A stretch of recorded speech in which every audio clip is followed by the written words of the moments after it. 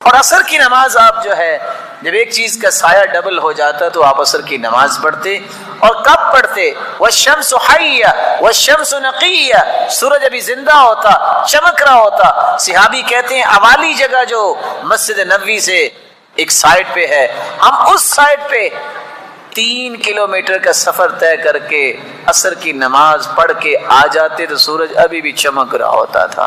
اور ساتھ آپ نے وعید سنائی، جو بندہ عصر کو لیٹ کرتا ہے بیٹھا رہتا ہے یہاں تک کہ سورج غروب ہونے کے قریب ہوتا ہے، فقام ینقر نقر الغراب، اور اٹھ کے کوے کی طرح اپنی چونچ کو زمین پہ مارتا ہے۔ تلک صلاۃ المنافق، یہ منافق کی نماز ہے۔ چونکہ وقت آیا ہے تو میں یہ گزارش کر دوں، آج فتنے بہت ہیں، فتنوں سے بچنے کا جو طریقہ رسول اکرم صلی اللہ علیہ وسلم نے دیا ہے، ان طریقوں کو اگر غور سے پڑھا جائے تو اللہ کے ذکر اور قرآن سے بڑھ کے کوئی طریقہ نہیں۔ گھر گھر میں جادو، ٹونا اور نہ جانے کیا کیا نام ہے۔ عقبہ بن عامر رضی اللہ تعالی عنہ کہا کرتے تھے کہ امرنی رسول اللہ صلی اللہ علیہ وسلم ان اقرأ المعوذتین بعد کل صلاة، اللہ کے رسول صلی اللہ علیہ وسلم نے مجھے ہر نماز کے بعد آخری 2 سورتیں پڑھنے کا حکم دیا۔ جو شخص وہ شام کے اذکار کرتا ہے اور پھر ہر نماز کے بعد اذکار، اور اس روایت کی روشنی میں ہر نماز کے بعد آخری 2 سورتیں، اللہ کی رحمت اور اس کے فضل سے نہ اس پہ کبھی جادو ہوگا نہ کبھی ٹونا ہوگا۔ اس لیے آپ ذکر پہ کبھی سودے بازی نہ کیا کریں۔ اور حیرانگی ہوگی آپ کو یہ بات سن کے، امام ابن تیمیہ رحمۃ اللہ علیہ، ہم نماز پڑھتے ہیں نا، تو نماز کے بعد حالانکہ نیکی کی غرض ہوتی ہے، محبت ہی ہوتی ہے، ایک دوسرے سے سلام کرتے ہیں آکے، چلو جی کوئی معزز آدمی آیا، ان سے کوئی سلام کرنا چاہتے وہ اپنے منہ پہ ہاتھ رکھ لیتے، کیونکہ اس وقت سنت کیا ہے؟ ذکر کرنا، سلام لینا نہیں ہے۔ اور ساتھ کہتے ہادی غدوتی، یہ میرا کھانا ہے، اگر میں نے یہ کھانا نہ کھایا تو میں زندہ ہی نہیں رہ سکتا۔ ذکر کرنے کے بعد پھر ملتے، اور ان کا اخلاق کتنا عالی تھا۔ اس لیے نماز کے بعد ذکر پہ آپ کبھی کمپرومائز نہ کیا کریں۔ اور اس کی ایک اور وجہ ہے، صحیح بخاری کی روایت اگر میں ساتھ ملاؤں، جو شخص فرض نماز پڑھتا ہے اور اپنی جگہ پہ بیٹھا رہتا ہے، اپنی جگہ سے کیا مراد ہے؟ میدان فی مصلی، جہاں اس کے قدم ہے، جہاں اس نے سجدہ دیا، یہ جگہ اس کی ہے، اپنی جگہ پہ بیٹھ کے ذکر کرتا ہے، اللہ کے نورانی فرشتے اس کے لیے 3 دعائیں کرتے ہیں۔ پتہ ہے ان فرشتوں کی تعداد کتنی ہے؟ دوسری صحیح بخاری کی روایت ہے کہ ان للہ ملائکۃ سیارۃ فضلا، اللہ کے کچھ موبائل فرشتے ہیں جو ہر وقت زمین میں گردش کرتے رہتے ہیں، یبتغون مجالس الذکر، اور وہ اللہ کے ذکر کی مجالس کی تلاش میں ہوتے ہیں۔ فاذا وجدوا ذلك جلسوا معهم، اگر ان کو کوئی ایسی مجلس مل جائے تو وہ بھی بیٹھ جاتے ہیں۔ وہ کتنے ہوتے ہیں؟ حتى يملأ ما بين السماء والارض، زمین اور آسمان کا خلا ان فرشتوں سے بھر جاتا ہے۔ ویسے کتنے کو ہو سکتے ہیں؟ اس کی تعداد میں اور آپ اندازہ کر سکتے۔ جس شخص کے لیے اتنے فرشتے 3 دعائیں کریں، اور دعا کیا ہے؟ اللہم اغفر لہ، اے اللہ اس کو معاف کر دے، اللہم تب علیہ، اے اللہ اس کی توبہ کو قبول فرما لے، اللہم ارحم، اللہم اغفر لہ، اللہم تب علیہ، اللہ اس پہ رحمت کی برکھا برسا دے۔ جس کو 3 دعائیں کھربوں فرشتوں کے مل جائیں، اور یہ بات طے شدہ ہے، فرشتوں کی دعا رد نہیں ہوتی۔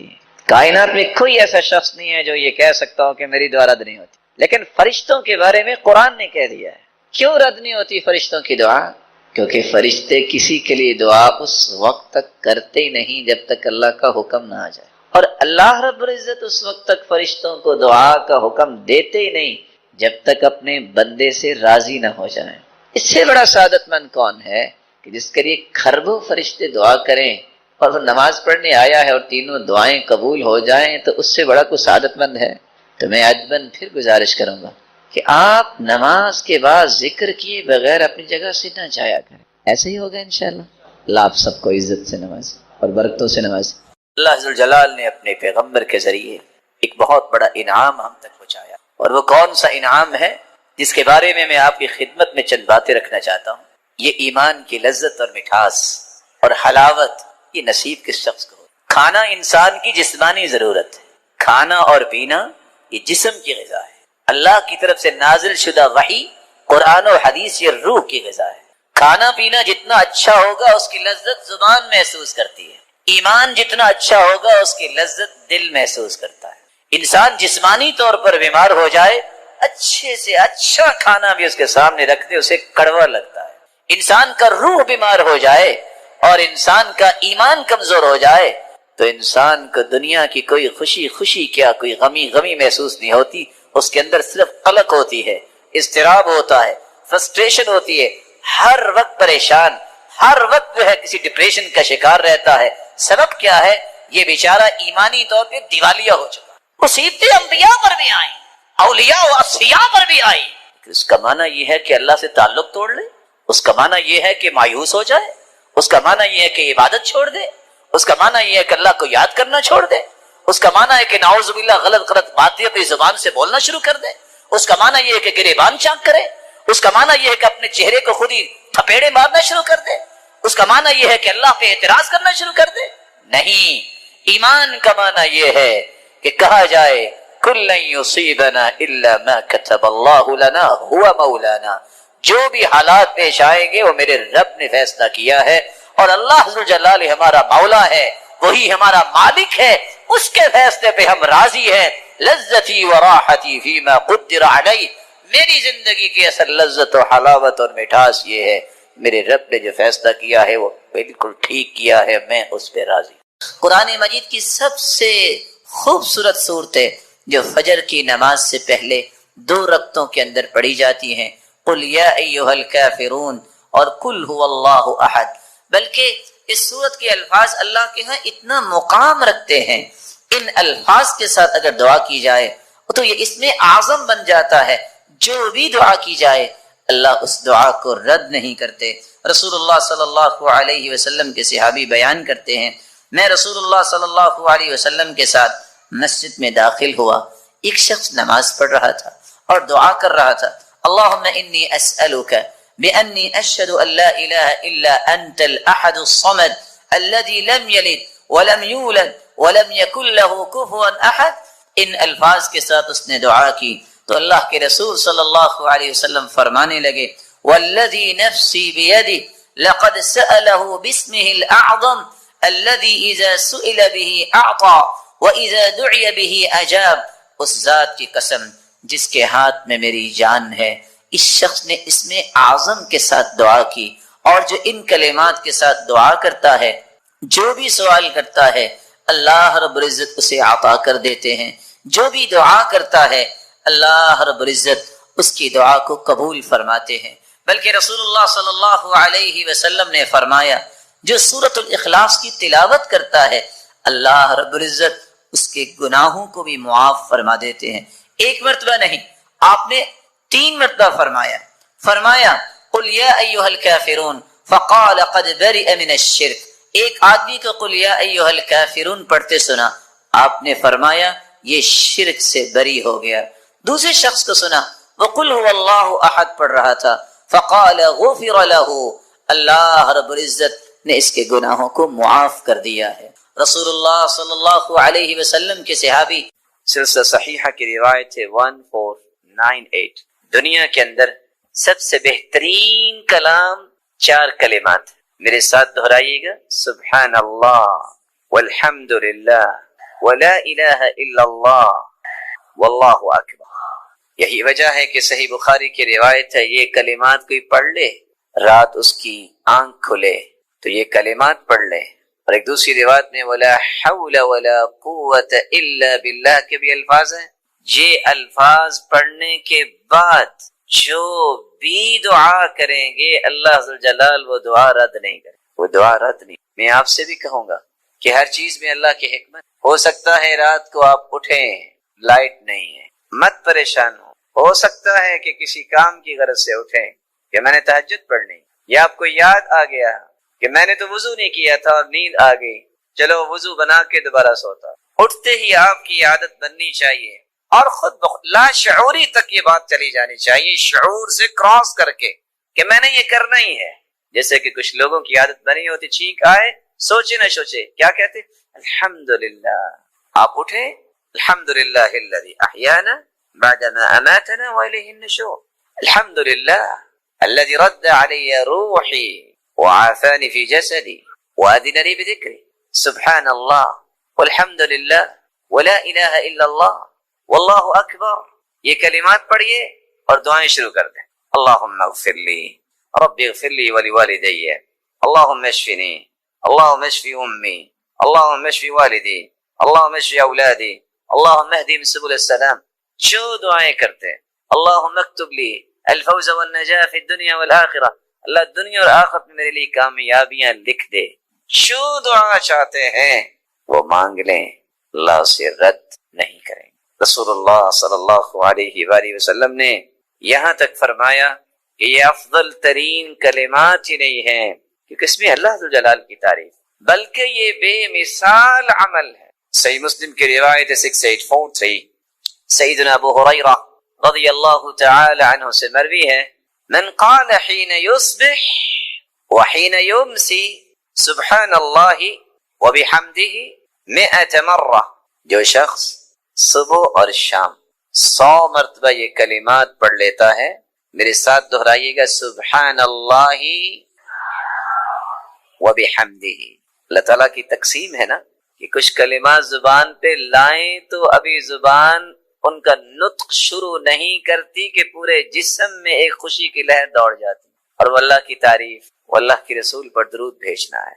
سبحان اللہ وبحمدہ 100 مرتبہ اگر کوئی کہہ دے، لم يأت احد يوم القيامة بأفضل مما جاء به الا احد قال مثل ما قال او زاد عليه. قیامت کا دن ہوگا جب اعمال پیش ہو رہے ہوں گے تو 100 مرتبہ سبحان اللہ وبحمدہ کہنے والے کو جو اجر ملے گا یہ صرف اس کو ہی ملے گا، اس سے زیادہ اجر جس نے اس سے زیادہ پڑھا ہوگا، وگرنہ اس جیسا اجر کسی کے نصیب میں نہیں، کیونکہ اس میں اللہ کی تعریف. بلکہ صحیح مسلم کی روایت ہے 6847 رسول اللہ صلی اللہ علیہ وسلم نے فرمایا، سیدنا ابو ہریرہ رضی اللہ تعالی عنہ بیان کرتے ہیں، لأن اقول سبحان اللہ، رسول اللہ صلی اللہ علیہ وسلم کا فرمان ہے، لأن اقول سبحان اللہ والحمد للہ ولا الہ الا اللہ واللہ اکبر احب الی مما طلعت علیہ الشمس. اللہ اکبر. دنیا اگر ساری کی ساری مجھے مل جائے، اس سے زیادہ میرے نزدیک پیاری چیز یہ ہے کہ میں یہ 4 کلمات کہہ دوں جو پوری دنیا سے بہتر ہیں، سبحان اللہ والحمد للہ ولا الہ الا اللہ واللہ اکبر. بلکہ رسول اللہ صلی اللہ علیہ وآلہ وسلم نے فرمایا، صحیح الجامع کی روایت ہے 3214 سیدنا ابو ہریرہ رضی اللہ تعالی عنہ بیان کرتے ہیں، خذوا جنتکم من النار، اگر آگ سے بچنے کی کوئی ڈھال لینا چاہتا ہے تو وہ کیا ہے؟ یہ کہہ دو، سبحان اللہ والحمد للہ ولا الہ الا اللہ واللہ اکبر. یہ 4 کلمات قیامت کے دن تمہارے چاروں طرف ڈھال بن جائیں گے، تمہیں جہنم نہیں جانے دیں. فإنهن يأتين يوم القيامة مقدمات معقبات مجنبات وهن الباقيات الصالحات. یہ قیامت کے دن انسان جب جا رہا ہوگا، یہ آگے بھی ہوں گے، پیچھے بھی ہوں گے، دائیں بھی ہوں گے، بلکہ یہی کلمات باقیات الصالحات بنیں گے، باقی رہنے والی ایسی نیکیاں جو نیکیاں انسان کو اللہ کی جنت کا مہمان بنا دے. رسول اللہ صلی اللہ علیہ وآلہ وسلم نے تو یہاں تک فرمایا. سیدنا ابو ہریرہ رضی اللہ تعالی عنہ سے مروی ہے، صحیح ترغیب کی روایت ہے 153 نوح علیہ السلام کی وفات کا جب وقت آیا تو انہوں نے اپنے بیٹوں کو بلا کر وصیت کی اور کہا، بیٹو آمرکما بلا الہ الا اللہ، اپنے دونوں بیٹوں سے کہتے ہیں میں تمہیں حکم دیتا ہوں کہ تم کثرت سے لا الہ الا اللہ پڑھنا. فإن السماوات والأرض وما فيهما لو وضعت في كفة الميزان ووضعت لا إله إلا الله في الكفة الأخرى كانت أرجح. بیٹو اگر 7 آسمان 7 زمینیں 14 کے 14 طبق ترازو کے ایک پلڑے میں رکھے جائیں اور دوسرے پلڑے میں لا الہ الا اللہ رکھ دیا جائے تو یہ توحید کا کلمہ 14 کے 14 طبق سے بھاری ہوگا. وَلَوْ أَنَّ السَّمَاوَاتِ وَالْأَرْضَ كَانَتَا حَلْقَةً فَوُضِعَتْ لَا إِلَهَ إِلَّا اللَّهُ عَلَيْهَا لَفَصَمَتْهَا أَوْ لَقَصَمَتْهَا وَآمُرُكُمَا بِسُبْحَانَ اللَّهِ وَبِحَمْدِهِ فَإِنَّهَا صَلَاةُ كُلِّ شَيْءٍ وَبِهَا يُرْزَقُ كُلُّ شَيْءٍ. میرے بیٹوں میں آپ کو ایک دوسری چیز کی نصیحت بھی کرتا ہوں کہ تم لا الہ الا اللہ کے ساتھ ایک کلمہ اور پڑھا کرو، سبحان اللہ و بحمدہ، سبحان اللہ و بحمدہ. اس کلمے سے کیا ہوگا؟ فإنها صلاة كل شيء، ہر چیز کی نماز یہی کلمہ ہے. قرآن مجید میں اللہ فرماتے ہیں وَإِن مِّن شَيْءٍ إِلَّا يُسَبِّحُ بِحَمْدِهِ وَلَكِن لَّا تَفْقَهُونَ تَسْبِيحَهُمْ. ہر چیز اللہ جلال کی تسبیح بیان کرتی، پاکی بیان کرتی ہے، لیکن تمہیں سمجھ نہیں ہے کہ پاکی کیسے بیان کرتی. اور یہاں اللہ کے رسول صلی اللہ علیہ وسلم فرما رہے ہیں کہ سبحان اللہ و بحمدہ کائنات کی ہر چیز کی نماز ہے. وَبِهَا يُرْزَقُ كُلُّ شَيْءٍ، یہ اس سے بڑا انعام ہے کہ سبحان اللہ و بحمدہ یہ کلمات اتنے مبارک ہیں، ان کلمات کی وجہ سے ہر ایک کو رزق عطا کیا جاتا. تو رزق کی فراوانی اگر کسی کو درکار ہو تو ان کلمات کو کثرت سے پڑھے. بلکہ صحیح ترغیب کی ایک روایت ہے 1564 سیدنا انس بن مالک رضی اللہ تعالی عنہ بیان کرتے ہیں جاء رجل بدوی الى رسول اللہ صلی اللہ علیہ وسلم. ایک دیہاتی شخص آیا اللہ کے رسول صلی اللہ علیہ وسلم کے پاس. آج کتنے لوگ اس بات پہ پریشان ہوتے ہیں کہ مجھے دیہاتی نہ کہیں. یاد رکھنا دیہاتیوں میں 2 وصف ہیں، یہ سیدھے ہو جائیں تو ان جیسا سیدھا کوئی نہیں ہوتا کیونکہ ان میں تکلف نہیں ہوتا، اور اگر ان کے مزاج میں اکھڑا پن آ جائے تو ان جیسا کوئی ضدی بھی نہیں ہوتا. الاعراب اشد کفرا ونفاقا. لیکن اللہ ذو الجلال جن کو ہدایت دے دے وہ پھر مثالی بنتے. یہی وجہ ہے کہ ایک شخص دیہاتی جب آ کے مجلس میں بیٹھا تو عذاب کی باتیں ہو رہی تھی، پھر اللہ ذو الجلال کی صفت بیان ہوئی رحمان الرحیم. تو پوچھتا ہے مرنے کے بعد کہاں جانا ہے؟ تو اس نے کہا اللہ کے پاس. کہتے ہیں وہ اللہ جو رحمان رحیم ہے؟ کہا جی ہاں. کہتے پھر خیر ہے، اس کی صفت ہے نا رحمان رحیم، وہ رحم ضرور کرے گا، بس سیدھے ہو جاؤ، اس کی بات مان لو، پریشانی والی کوئی بات نہیں. اگرچہ اس نے بڑی سادگی سے یہ بات کی ہے لیکن حقیقت یہ ہے کہ اس نے ہر چیز کو بیان کر دیا. جاء رجل بدوی الى رسول اللہ صلی اللہ علیہ وسلم فقال یا رسول اللہ صلی اللہ علیہ وسلم علمنی خیرا. دیہاتی آ کے کہتا ہے اللہ کے رسول صلی اللہ علیہ وسلم مجھے کوئی خیر سکھا دے، خیر کی بات سکھا دے. آپ نے فرمایا کہو قل سبحان اللہ والحمد للہ ولا الہ الا اللہ واللہ اکبر وعقد بیدہ 4. آپ نے اسی طرح 1 2 3 اور 4 انگلیاں اس طرح بند کی. سمجھت اس نے یہ خیر کے 4 کلمات سنے اور چل دیا. فقال سبحان اللہ والحمد للہ ولا الہ الا اللہ واللہ اکبر. یہ 4 کلمات پھر کہتا ہے ثم رجع، واپس آ گیا. فلما رآہ رسول اللہ صلی اللہ علیہ وسلم تبسم. جب اس دیہاتی کو واپس آتے دیکھا تو اللہ کے رسول مسکرا دیے. وقال تفکر البائس فقال یا رسول اللہ. لگتا ہے کہ اس نے کچھ سوچا ہوگا کہ یہ میں کیا کہہ رہا ہوں.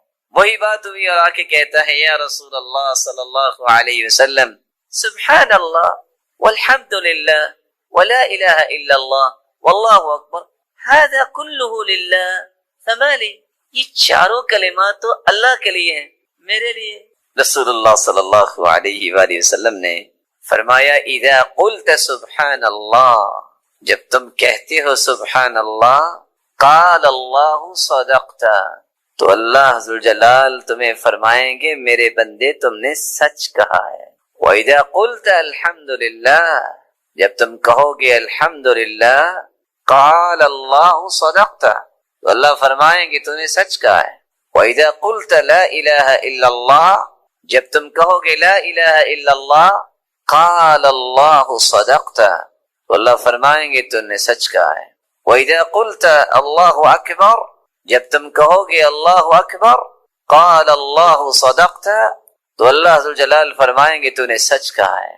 4 مرتبہ جس کو اللہ ذوالجلال فرما دے کہ تم سچے ہو، تم سچ کہہ رہے ہو، اس سے بڑا انعام بھی کوئی ہے دنیا میں۔ فتقول، یہ 4 کلمات کے بعد تم یہ کہہ دینا، اللہم اغفر لی، اے اللہ مجھے معاف فرما۔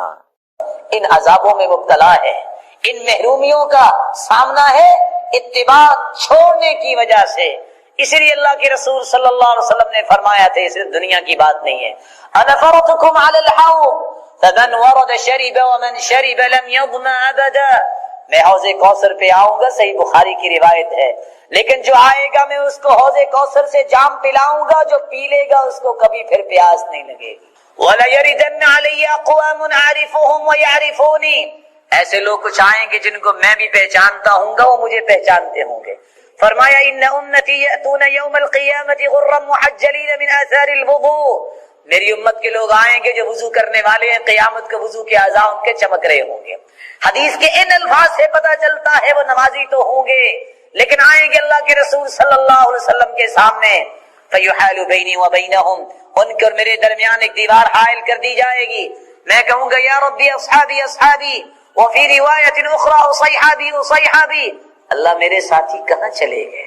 جواب ملے گا انک لا تدری ما عملوا بعدک، انک لا تدری ما احدثوا بعدک، آپ نہیں جانتے آپ کے بعد انہوں نے کون کون سے عمل کیے، انہوں نے کس کس طریقے کو اختیار کر لیا۔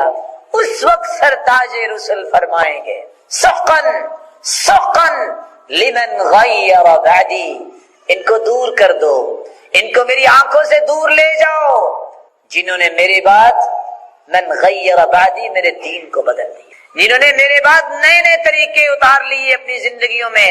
میرے بھائیو اس وقت کہاں جائے گا انسان؟ اس لیے فرمایا کل امتی یدخلون الجنہ الا من ابا، میری ساری امت جنت میں جائے گی سوائے اس کے جو جنت میں جانے سے انکار کرے گا۔ قیل ومن یأبى یا رسول اللہ صلی اللہ علیہ وسلم، کوئی ایسا ہے بدبخت کون ہے جنت میں جانے سے انکار کر سکتا؟ قال من اطاعنی دخل۔ ایک شرم میرے اور آپ کے اندر بھی ہے، نفس امارہ جو آپ کو حکم دیتا ہے برائی کرو۔ شکل بن حمید رضی اللہ تعالیٰ عنہ نے صرف فرمایا تھا اللہ کے سر شیطان سے بچنے کا طریقہ تو آپ نے بتا دیا، تو جو شیطان میرے اندر ہے اس کا میں کیا کروں، اپنی شرارتوں سے کیسے بچوں؟ آپ نے اپنا آئیت سے ہاتھ پکڑا تھا اور کہا میرے صحابی یہ دعا پڑھ لیا کرو، اللہم انی اعوذ بک من شر السمعی، یا اللہ میرے کانوں کی شر سے مجھے بچا، یہ کان غیبت نہ سنیں، چغلی نہ سنیں، جھوٹ نہ سنیں، گانے نہ سنیں، بدعت کی باتیں نہ سنیں، شرکیہ باتیں نہ سنیں، کان کی شرارت سے بچا، یہ صحیح بات سنیں۔ ومن شر بصری، میری آنکھ کی شرارت سے بچا، یہ غلط نہ دیکھیں، یہ حرام چیزیں نہ دیکھیں، یہ نظریں جھکی ہوئی ہوں، ان کی شرارت سے مجھے بچا۔ ومن شر لسانی، اللہ زبان کی شر سے بچا، زبان سے میں گالی نہ دوں، کسی پہ لعنت نہ بھیجوں، میں جھوٹ نہ بولوں، میں غیبت نہ کروں، میں چغلی نہ کروں، نہ کفریہ کلمے، نہ الحادی کلمے، نہ شرکیہ کلمے، نہ بدعت کے کلمے، زبان سے کوئی بھی ایسی برائی میں نہ کر سکوں، اللہ میری زبان کی حفاظت فرما۔ ومن شر قلبی، اور میرے دل کی شرارت سے مجھے بچا، یہ غلط نہ سوچے، کسی کو نقصان دینے کا نہ سوچے، دھوکہ دینے کا نہ سوچے، اس کے اندر نیت اچھی ہو، ارادہ اچھا ہو، سوچ اچھی ہو، فکر اچھی ہو، تخیلات اچھے ہوں، خیر خواہی کے جذبات ہوں، مسلمانوں کی ہمدردی اور نصرت و تائید اور مدد کے جذبات ہوں، اللہ دل کی شرارت سے بھی مجھے بچا۔ ومن شر منی، اللہ اگر تو نے طاقت دی ہے تو قوت باہ کی شرارت سے مجھے محفوظ فرما۔ جس کو پیغمبر خدا اس کے متعلق گفتگو کرتے وقت آداب ملحوظ نہیں رہتے، اس کی محبت کیسی؟ جو صحابہ جیسی عظیم شخصیات کے بارے میں بولتے وقت احتیاط نہیں برتا، اس نے پڑھا کیا ہے؟ جس کو سفید بالوں والے کی حیا اور شرم نہیں ہے، اس کا ادب نہیں ہے، اس نے سیکھا کیا؟ لیکن آج جہالت کا چونکہ رواج ہے، اس جہالت کے ساتھ جب علم پڑھنے کے باوجود تکبر، نخوت، گمنڈ اور غرور آ جائے اور عجب کی بیماری لگ جائے تو پھر پگڑیاں اچھالتے وقت نہ حیا رہتی ہے نہ شرم رہتی ہے، اور لوگ اس بات پہ فخر کرتے ہیں کہ فلاں تو بات ہی نہیں کرتا جب تک گالی نہیں دیتا۔ یہ فخر ہے؟ سید المرسلین نے تو فخر اس پر بھی نہیں کیا کہ میں پوری کائنات کا سرتاج ہوں، کیونکہ فخر میرے مالک کو پسند نہیں۔ اس ہستی نے تو جان کے دشمن مجوسی، یہودی، عیسائیوں کو بھی مخاطب کیا ہے ادب کے ساتھ۔ ملک الروم کہا ہے، مانا ہے کہ یہ روم کا بادشاہ ہے۔ آج کل کی نئی تعلیم یہ کہتی ہے نہیں، ایسی بات نہیں ہے، ہم کوئی ان کے غلام ہیں، ہم کہیں گے یہ خنزیر ہیں، یہ کتے ہیں۔ یہ زبانیں تو اللہ کے رسول نے نہیں سکھائی، یہ کلچر اسلام کے اندر اللہ کے رسول نے رکھا ہی نہیں۔ سامنے ابو الولید آ کے کہتا ہے اگر آپ چاہیں تو مکے کی ریاست آپ کو دے دیں، یہ دین چھوڑ دو۔ اگر آپ چاہیں اجمل وحدہ فی مکہ، مکے میں سب سے خوبصورت عورت سے آپ کی شادی کر دیتے ہیں، اگر آپ اس لیے محنت کر رہے ہیں دین چھوڑ دیں۔ اگر آپ چاہتے ہیں آج کے بعد کوئی فیصلہ نہیں ہوگا جب تک آپ کا حکم نہیں ہوگا، یہ دین چھوڑ دیں۔ یہاں تک وہ نہ رکا، یہاں تک کہ وہ بول گیا وَإِن كُنْتَ خِبِلْ وَالْعِيَاذُ بِاللَّهِ، اگر آپ میں کسی قسم کی بیماری ہے نفسیاتی تو ہم آپ کا علاج کریں۔ صحابہ موجود، لیکن آپ صلی اللہ علیہ وسلم نے فرمایا افرغت یا ابا الولید، یہ نہیں کہا افرغت یا خنزیر، اور خنزیر بات مکمل کر گئے ہو، فرمایا افرغت یا ابا الولید، اے ابو ولید اپنی بات پوری کر لی ہے؟ اور پھر آپ نے قرآن کی تلاوت شروع کر دی۔ جب قرآن کی آیات اس نے سنی، یہ سب کچھ کہنے والے نے، آگے بڑھتا ہے، آپ کے چہرہ انور پہ ہاتھ رکھنا چاہتا ہے، کہتے ہیں بس آگے نہ پڑھیے گا، میں برداشت نہیں کر سکتا، اور یہی جا کے کہتا ہے اللہ کی قسم یہ کلام جو میں سن کے آیا ہوں یہ کسی انسان کی کلام نہیں۔ ادب میری اور آپ کی زندگی کی وہ خواہش ہونی چاہیے جو زندگی کے آخری لمحات سے پہلے پایا تکمیل کو پہنچ۔ نفس کس کو کہتے ہیں اور اس کے آداب کیا ہے؟ ہی الجوہر البخاری اللطیف الحامل لقوة الحیاة والحس والحرکت الارادیہ۔ اللہ تعالیٰ نے انسان کے جسم کے اندر ایک ایسا جوہر رکھا ہے جو بخار کی طرح ہے، اللہ ہی اس کی ماہیت اور حقیقت کو جانتا ہے، انتہائی لطیف ہے۔ انسانی جسم کی طاقت جو ہے بیس کرتی ہے تو اسی روح پر، اسی نفس پر، اسی جوہر پر، اور اسی سے انسان کی حس و حرکت ہوتی ہے جو ہمیں نظر آتی ہے۔ ویسے تو روح کے بارے میں اللہ نے کسی کو بتایا ہی نہیں، لیکن آج کی سائنس بیچاری اگرچہ اس میں ریولوشن تو جاری ہے، کبھی کچھ کہتی ہے کبھی کچھ کہتی ہے۔ کہنے والے یہ لکھتے ہیں کہ 22 گرام کی ایک ہوا ٹائپ کو چیز انسانی جسم میں ہے، 22 گرام، وہ انسان کے جسم کے کسی کونے خدرے میں چھپی ہوتی ہے، جب اس کا اخراج ہوتا ہے تو انسان فوت ہو جاتا ہے۔ یہی وہ روح ہے اور یہی وہ نفس ہے جس کو اگر ہم ڈیفائن کرتے ہیں تو یہ انسان زندہ ہے، لیکن حقائق کا علم میرے رب کے پاس ہے، اللہ نے کسی کو دیا ہی۔ نفس کی 3 قسمیں ہیں، نفس امارہ، نفس لوامہ، نفس مطمئنہ۔ نفس امارہ کس کو کہتے ہیں؟ برائی پر اکسانے والا نفس۔ دل کہتا ہے چوری کرو والعیاذ، دل کہتا ہے برائی کرو، غیبت کرو، چغلی کرو، اس کو ذلیل کرو، یہ ناجائز کام کرو۔ یہ نفس امارہ انسان کا ایکٹیو کب ہوتا ہے؟ وَمَا أُبَرِّئُ نَفْسِي إِنَّ النَّفْسَ لَأَمَّارَةٌ بِالسُّوءِ إِلَّا مَا رَحِمَ رَبِّي۔ یوسف علیہ الصلوۃ والسلام فرماتے ہیں میں اپنے آپ کو بھی بری نہیں کرتا، لیکن نفس امارہ انسان کو گناہ پہ اکساتا ہے۔ تعجب کی بات یہ ہے ہم اس کو بھی برا کہتے ہیں، اس کو بھی برا کہتے ہیں، بلکہ پوری دنیا کو برا کہتے ہیں، کبھی اپنے آپ کو برا کہنے کی ضرورت ہی محسوس۔ اور اللہ کے رسول صلی اللہ علیہ وسلم نے کتنی خوبصورت تعلیمات دی ہیں۔ ہر جمعے کو خطبہ پڑھا جاتا ہے تو یہ لفظ بولا جاتا ہے، وَنَعُوذُ بِاللَّهِ مِن شُرُورِ أَنفُسِنَا، یا اللہ ہم تیری پناہ چاہتے ہیں کہ ہمارے نفس کی شر سے ہمیں بچا دے۔ سب سے بڑا دشمن انسان کا ہے وہ شیطان ہے، اس سے کم دشمن جو ہے وہ انسان کا نفس ہے، جس کو کوئی پہچانتا ہے۔ یہ ایکٹیو گناہوں کی طرف اس وقت ہوتا ہے اور کرتا ہے جب اس کے اندر تین قسم کی باتیں آ جاتی ہیں۔ جو انسان دلائل کی زندگی نہیں گزارتا، گمان پہ بیس کرتا ہے، ہر وقت سوچنا یہ ایسا ہوگا، نہیں ایسا ہوگا، نہیں اس نے یہ کہا ہوگا، نہیں اس نے اس لیے کہا ہوگا، کوئی دلیل نہیں۔ جب انسان گمان کے پیچھے، ظن کے پیچھے لگتا ہے تو اس وقت انسان نفس امارہ کے تسلط میں آ جاتا ہے، پھر نفس ہی انسان سے برائیاں کرواتا ہے، کسی اور کو اس کو برائی کی طرف لانے کی ضرورت نہیں۔ إِن يَتَّبِعُونَ إِلَّا الظَّنَّ وَمَا تَهْوَى الْأَنفُسُ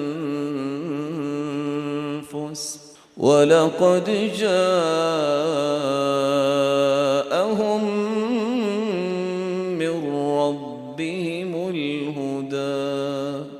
یہ سوچیں، یہ خواہشات تو انسان کے نفس کی، دلائل تو اللہ کی طرف سے آئے ہیں، جس کو قرآن کہتے ہیں، جس کو حدیث کہتے ہیں۔ جو قرآن و سنت کے مطابق زندگی نہیں گزارتا، اس کو اپنی زندگی میں سرپرستی نہیں دیتا، اپنے اعمال پہ قرآن و سنت کی چھاپ نہیں رکھتا، یہ شخص اپنے نفس کی برائیوں سے بچ ہی نہیں سکتا، بلکہ برائیوں سے بچنا تو دور کی بات، یہ اپنے نفس کا غلام بن جاتا ہے۔ أَفَرَأَيْتَ مَنِ اتَّخَذَ إِلَٰهَهُ هَوَاهُ وَأَضَلَّهُ اللَّهُ عَلَىٰ عِلْمٍ وَخَتَمَ عَلَىٰ سَمْعِهِ وَقَلْبِهِ وَجَعَلَ عَلَىٰ بَصَرِهِ غِشَاوَةً۔ کیا خیال ہے جو اپنی خواہش کا غلام بن جائے، اپنے نفس کا اسیر بن جائے، قیدی بن جائے؟ جو غلام نفس کا بن جاتا ہے اس کا دیکھیں آگے نقصان کیا ہوتا ہے۔ وَأَضَلَّهُ اللَّهُ عَلَىٰ عِلْمٍ، دنیا جہان کی ڈگریاں بھی اس کے پاس آ جائیں، اللہ اسے گمراہ ہی رکھتے، اس لیے آپ کو نظر آئے گا اور آپ کی آنکھیں دیکھتی ہوں گی، PhD کرنے کے بعد بھی جھوٹ بولنا، دھوکہ دینا، جنت کا غلط راستہ بتانا، اس پہ بھی لوگوں کو حیا اور شرم نہیں آتی۔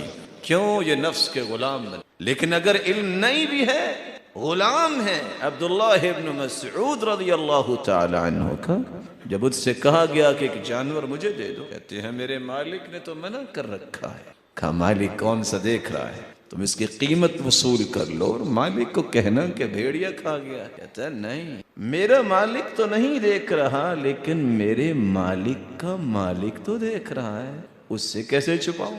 یہ ہے علم۔ اس لیے جب انسان اپنی خواہش کا غلام بن جائے، پھر کسی کو کہنے کی ضرورت نہیں پڑتی، پھر انسان خود ہی برائی کا وہ مجموعہ بن جاتا ہے کہ اس کا نفس اسے ہمیشہ برائی پہ اکساتا ہے۔ لو ڈیزائرز جب آ جائیں، سفلی خواہشات، سفلی خواہشات، جن خواہشات کی کوئی شریعت میں قیمت نہیں ہے۔ خواہش یہ بنے کہ میں نے فلاں کے بارے میں غیبت کرنی، کیا ملے گا آپ؟ ذلت۔ چغلی کرنی ہے، کیا ملے گا؟ لا يدخل الجنت نمام، جنت میں چغل خور نہیں جائے۔ حسد کرے، کیا ملے گا اس سے؟ صرف سینے کی جلن اور ذلت اور رسوائی اور بیرون کی، چہرے مرجھائے ہوئے، اس کو کچھ نہیں ہوگا جس کے بارے میں آپ حسد۔ سفلی خواہشات جب انسان کے اندر آ جاتی ہیں تو پھر انسان اپنے نفس کا غلام بن جاتا۔ دوسرا نفس ہے نفس لوامہ، ملامت کرنے والا۔ لوگ ہائی کورٹ میں بھی جاتے ہیں، سپریم کورٹ میں بھی جاتے ہیں، سیشن کورٹ اور سول میں بھی جاتے ہیں، ایک عدالت اللہ نے انسان کے دل میں رکھی ہے، ضمیر جھنجھوڑتا ہے، کیا کر رہے ہو؟ مسلمان ہو تم، اور تم مومن ہو، یہ کیا کر رہے ہو؟ یہ کیا سوچ رہے ہو؟ وہ چھوڑو، تمہیں اللہ کی رضا نہیں چاہیے۔ یہ عدالت مضبوط اس وقت رہتی ہے جب انسان سفلی خواہشات سے پرہیز کرتا ہے، جب وہ ہمیشہ بلند سوچتا ہے تو نفس لوامہ مضبوط رہتا ہے، اس کو برائی کے قریب نہیں جانے دیتا۔ بلکہ آپ یوں سمجھیں، انسانی زندگی اور برائی کے درمیان سب سے بڑا بیریل آتا ہے تو نفس لوامہ کا آتا ہے، وہ جانے ہی نہیں دیتا۔ کیا ہو تم؟ اپنی قیمت پہچانو، کتنے بڑے آدمی ہو، اور تم اس کے بارے میں یہ بات کرو گے، حسد کرو گے، بغض کرو گے، چوری، یہ تو گرے ہوئے لوگوں کا کام ہے، فراڈ، دھوکہ، خیانت، ایک ایک چیز پہ جھنجھوڑنے والا نفس لوامہ۔ اور کیا کمال ہے جن کو اللہ نے نفس مطمئنہ عطا کیا، صحابہ کرام کو اللہ عز و جلال نے نفس مطمئنہ عطا کی۔ کس طرح ابو جہل آ کے کہتا ہے سیدنا ابو بکر صدیق رضی اللہ تعالی عنہ سے، کیا خیال ہے کوئی راتوں رات 40 دن کا سفر مکہ سے شام تک کا ہے، کوئی ایک رات میں کر سکتا ہے؟ کہتے ہیں نہیں، مسکرا کے کہتا ہے، خوش ہوا کہ بات بن گئی، کوئی راتوں رات آسمانوں کی سیر کر سکتا ہے؟ کہا نہیں۔ کہتا ہے جانتے ہو یہ دونوں باتیں کس نے کہی ہیں؟ کہا کس نے کہی؟ کہا آپ کے دوست نے کہی ہیں، محمد صلی اللہ علیہ وسلم۔ کہا اس ہستی نے کہی ہیں؟ انی لأصدقه فيما هو ابعد من ذلك، یہ تو دو باتیں یہ ہے نا، اس سے بھی کوئی بڑی بات وہ کہہ دے تو میں مانتا ہوں، ہو سکتا ہے۔ سوچ نہیں، ڈیبیٹ نہیں، عقل کے گھوڑے نہیں دوڑائے، صرف ایک بات اللہ نے کہہ دیا ہے نا، اس کے محبوب کا فرمان ہے نا، بس یہ ہو سکتا ہے، اس پہ کوئی تعلیق نہیں، اس میں سوچنے کی ضرورت نہیں ہے، کیونکہ میری سوچوں کا مالک وہ کہہ رہا ہے کہ میری سوچوں کے لائق وہ چیز سب سے اچھی ہے جو میرے مالک نے کہی ہے۔ اسی بات کو قرآن نے کہا ہے، یا ایتھا النفس المطمئنہ ارجعی الی ربک راضیۃ مرضیہ فادخلی فی عبادی وادخلی جنتی۔ نیک لوگوں کی روح جب جاتی ہے، اللہ عز و جلال کا پیغام سنی، یا ایتھا النفس المطمئنہ، اے نفس مطمئنہ، لوٹ جاؤ اپنے رب کی طرف، تیرا رب تجھ پہ راضی تو اس سے راضی رہا، میرے بندوں میں داخل ہو جاؤ اور میری جنتوں کے مہمان بن جاؤ۔ سیدنا عبداللہ ابن عباس رضی اللہ تعالی عنہ کے بارے میں قصہ لکھا ہوا ہے، جب وہ فوت ہوئے، ان کو لٹایا ہوا تھا، ایک ایسا پرندہ اڑا، آواز آئی، کوئی نہیں جانتا کہ کہاں سے آواز آئی، یا ایتھا النفس المطمئنہ ارجعی الی ربک راضیۃ مرضیہ فادخلی فی عبادی وادخلی جنتی۔ اور یہ بات سمجھنے والی ہے، جب انسان کی موت کا وقت ہوتا ہے تو جہاں انسان کی نظر جاتی ہے ملک الموت تو قریب آتا ہے، باقی سب فرشتے اتنی دور بیٹھتے۔ کون سے فرشتے؟ جنت میں لے جانے والے جنتی رومال لے کے آتے ہیں، جنتی خوشبوئیں لگا کے آتے ہیں اور انتظار میں ہوتے ہیں۔ جہنمی فرشتے یعنی جہنم میں لے جانے والے، اور اس میں طرح طرح کی بدبوئیں ہوتی ہیں، صرف آنکھ جھپکنے کی دیر ہوتی ہے۔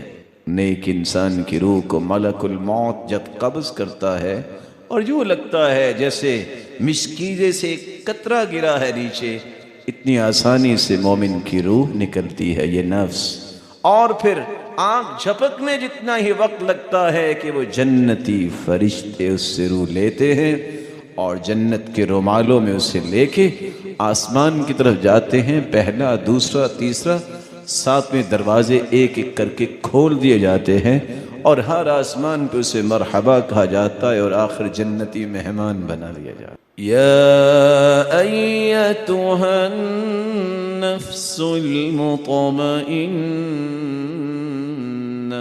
ارجعی الی ربک راضیۃ مرضیہ فادخلی فی عبادی وادخلی جنتی۔ یہ وہ نفس ہے جو ہمیشہ اس کی تلاش رہنی چاہیے کہ اللہ مجھے نفس مطمئنہ عطا فرما۔ نفس مطمئنہ کا سادہ ترجمہ یہ ہے اللہ اور اس کے رسول کے فرامین پر 100% جو مطمئن ہوتا ہے اس کو اللہ نفس مطمئنہ عطا کرے۔ لیکن آج سوچیے، ہر شخص یہ سوچ سکتا ہے کہ میں کہاں کھڑا ہوں، میری فوٹنگ کیا ہے، میں کون سے نفس کو پال رہا ہوں۔ ایک شخص کو اللہ نے طاقت دی ہے، صلاحیت دی ہے، مقام دی ہے، اس کو جھوٹ بولنے کی کیا ضرورت؟ اس کا مطلب یہ ہے کہ لو ڈیزائرز کی طرف چلا گیا۔ ایک شخص کو اللہ نے حسن دیا ہے، پھر بھی وہ رسول اللہ صلی اللہ علیہ وسلم کی سنت کو زائل کر کے نالی میں پھینکنا پسند کرتا ہے۔ وہ سوچے میں کس نفس کے پیچھے لگا ہوا ہوں؟ کیا نفس مطمئنہ ہے؟ نفس لوامہ تو مر گیا نا، کیونکہ سوچ نہیں آتی کہ کتنا گناہ ہے۔ جس کو اللہ کے رسول کا چہرہ پسند نہیں ہوگا اسے یہ سوچنا تو چاہیے کہ اگر میں ہی قیامت کو پسند نہ آیا تو کیا بنے۔ اس نفس کے آداب جو ہیں جس کے بارے میں آپ نے بھی گفتگو سنی، مجھے اور آپ کو سمجھنے چاہیے۔ سب سے پہلا ادب یہ ہے، اس نفس کی اصلاح کے لیے اس نفس کے پیدا کرنے والے سے مدد مانگی۔ یہ مجھ سے ٹھیک نہیں ہوگا جب تک اللہ ذوالجلال کی رحمت نہیں آئے گی، اس کی مدد نہیں آئے گی، اس کی توفیق نہیں آئے گی، اس سے مانگی۔ کیسے مانگے؟ صحابی رسول اللہ صلی اللہ علیہ وسلم سے بیان کرتے ہیں کہ اللہ کے رسول نے دعائیں سکھائی۔ آپ 3 دعائیں کر لیں، اچھا سا غسل کریں، وضو کریں، دل لگا کے 2 رکعتیں پڑھیں اور اللہ کے سامنے ہاتھ اٹھا دیں، اللہ کی تعریف کریں، درود پڑھیں، اپنے گناہوں کی معافی مانگیں اور اپنی زندگی کا معمول بنائیں کہ میں نے ان دعاؤں کو پڑھنا ہے۔ اللہم انی اعوذ بک من قلب لا یخشع، اللہ مجھے ایسے دل سے پناہ دے دے جس میں تیرا خوف نہ ہو، ومن علم لا ينفع، اللہ مجھے ایسا علم نہیں چاہیے جس کا نفع ہی نہ ہو۔ علم ہو اور بے نماز، علم ہو اور جھوٹا، علم ہو اور دھوکہ، یہ کیسے جمع ہو گئے؟ اللہ ایسا علم نہیں چاہیے جس کا نفع نہ ہو۔ وَمِن نَفْسٍ لَا تَشْبَعْ، اللہ ایسے نفس سے میں تیری پناہ چاہتا ہوں جو سیر ہی نہیں ہوتا۔ اتنی نعمتیں، اتنی عطائیں اللہ کی، پھر بھی رونا، پھر بھی واویلا کرنا، پھر بھی شکوے کرنا، پھر بھی شکایات کرنا۔ اس نفس سے انسان جو ہے کبھی راضی نہیں ہو سکتا۔ اس لیے دعا کیا کرنی چاہیے؟ یا اللہ ایسے نفس سے بچا مجھے جو سیر ہی نہیں ہوتا۔ وَمِنْ عَيْنِ اللَّهِ تَدْمَعَ، اللہ آنکھیں تو دی ہے تو نے بڑی خوبصورت، میرے مالک مجھے ایسی آنکھوں سے اپنی پناہ چاہ دے۔ اے اللہ تو اپنی پناہ دے دے جن آنکھوں میں اتنی حیا نہیں، ان کو رونا نہیں آتا، پتھر ہو گئی ہیں، تیرے خوف سے وہ بہتی نہیں ہے، اللہ تیرے دین کے لیے وہ جاگتی نہیں ہے، اللہ حرام سے وہ محفوظ نہیں ہوتی۔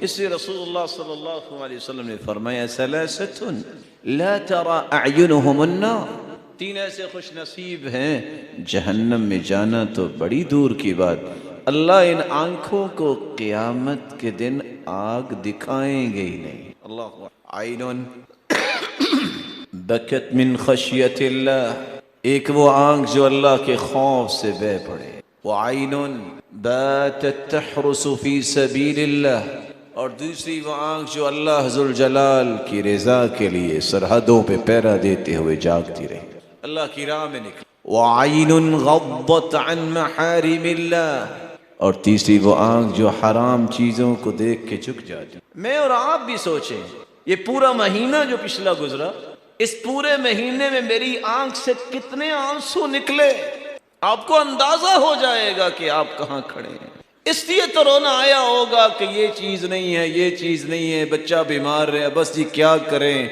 بس جی لٹ گئے، مہنگائی بہت ہو گئی ہے۔ ایک آنسو بھی اگر میری اور آپ کی آنکھ سے نکلا ہے پچھلے مہینے تو یاد رکھنا یہ مکھی کے سر جتنا آنسو پوری جہنم کو جو ہے وہ ٹھنڈا کر سکتا ہے۔ ختم۔ عین باتت تحرس فی سبیل اللہ، ایک مہینہ نہیں، صرف 8 دن کی میں بات کرتا ہوں۔ سوچئے پچھلے 8 دن میں ایک رات بھی میری آنکھوں نے جاگ کے گزاری کہ میں اللہ کا دین پڑھ لوں، سمجھ لوں، تہجد پڑھ لوں، دعا کر لوں، استغفار کر لوں، حالات کیسے ہیں اس کے لیے اللہ سے معافی طلب کر لوں، مسلمان پریشان کتنے ہیں ان کے لیے میں اللہ سے دعائیں کر لوں ایک رات۔ ہاں یہ تو ہو سکتا ہے کہ آدھی آدھی رات ڈرامے دیکھے ہوں ان آنکھوں نے، فلمیں دیکھی ہوں، اپنی خواہشات کی تکمیل کی ہو، لیکن اس آنکھ نے اللہ کی رضا کے لیے رات گزاری ہے تو ذرا سوچیے ہم کہاں کھڑے۔ عین غضت عن محارم اللہ، تیسری وہ آنکھ قیامت کو جہنم نہیں دیکھ پائے گی، اللہ دکھائیں گے نہیں جہنم کی آگ، جو حرام چیزوں سے بچ جاتے۔ 8 دن کی بات نہیں کرتا، میں 4 دن پہ آ جاتا۔ پچھلے 4 دن میں دیانتداری سے اپنے آپ سے پوچھئے کتنے ڈرامے دیکھے۔ یہ جو مصیبت اس وقت وارد ہو چکی ہے امت پہ، یوٹیوب کے نام پہ، گوگل اور فیس بک پہ نام سے، کون ہے مجھے یہ بتائے کہ کیا اس نے قرآن اتنا پڑھا جتنی فیس بک دیکھتا ہے؟ پوچھنے والا پوچھتا ہے اپنے باپ سے۔ وہ لوگ ایک ایک دن میں قرآن کم کر لیتے۔ کہا بیٹا جس طرح 5 گھنٹے تم فیس بک پہ بیٹھتے ہو نا، وہ قرآن پہ بیٹھتے 5 گھنٹے قرآن ختم ہو جاتا۔ آئیے اپنے نفس کی اصلاح کیجئے۔ رسول اللہ صلی اللہ علیہ وآلہ وسلم نے جو بات کہی، اگر جہنم سے بچنا ہے تو اپنی آنکھوں کی بھی حفاظت کر لیجئے۔ رسول اللہ صلی اللہ علیہ وآلہ وسلم نے نفس کا پہلا ادب یہ بتایا ہے، اس نفس کی اصلاح کے لیے مدد اللہ سے طلب کیجئے، دعا کیجئے۔ اللہم قنی شر نفسی، اللہ میری شر جو میرے نفس میں ہے اللہ تو مجھے اس سے بچا، اے اللہ میرے نفس کی شر سے مجھے بچا۔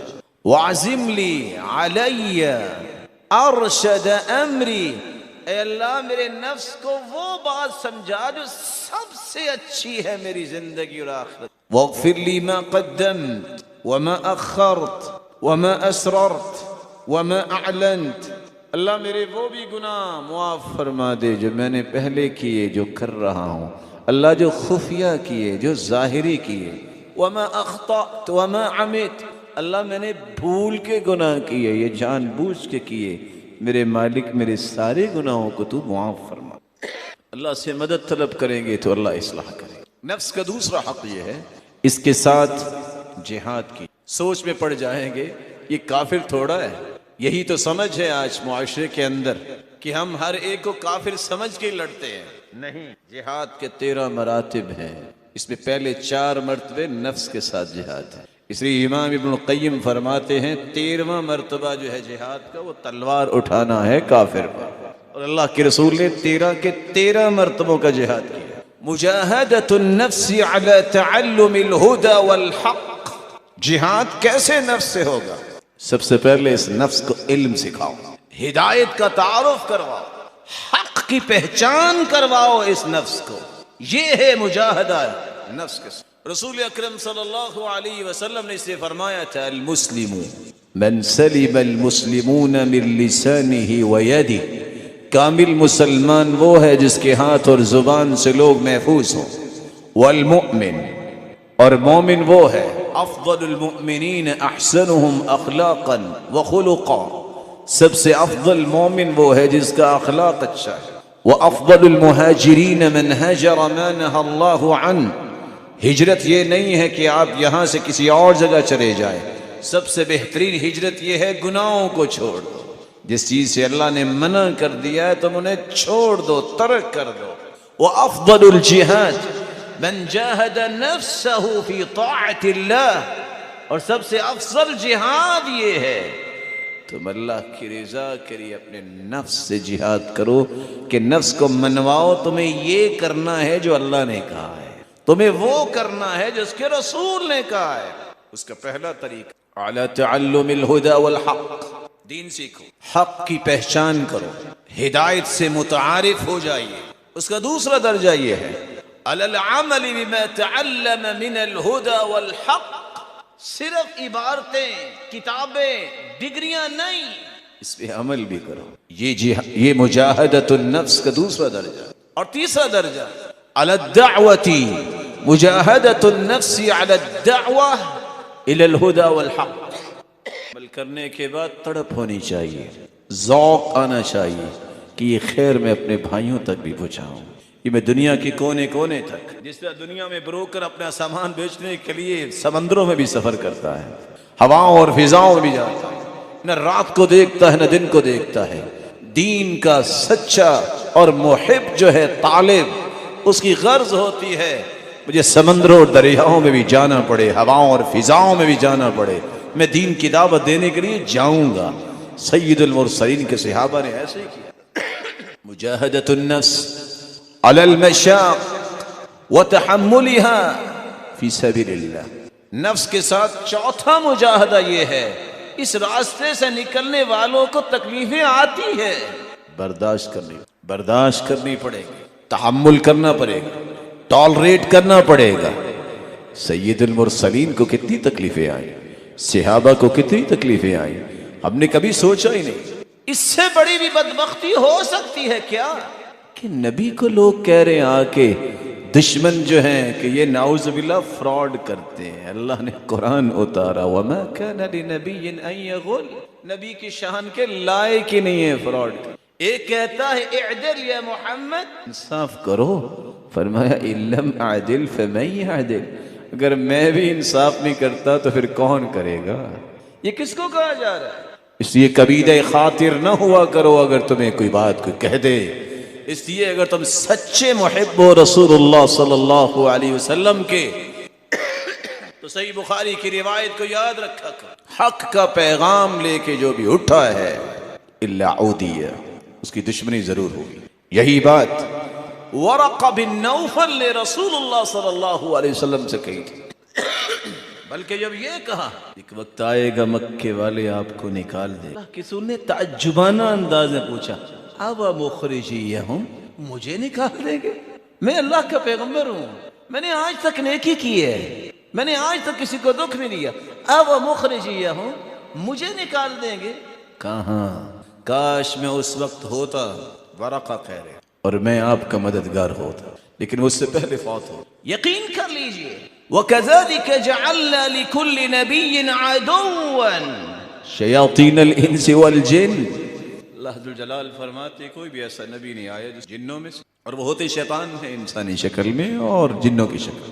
أَكَابِرَ مُجْرِمِيهَا لِيَمْكُرُوا فِيهَا، جہاں اللہ کے پیغمبر آتے ہیں انہی شہروں کے چودھری جو ہے أَكَابِرَ مُجْرِمِيهَا لِيَمْكُرُوا بِهَا، وہی دشمن ہوتے ہیں، اور کس طرح کی دشمنی؟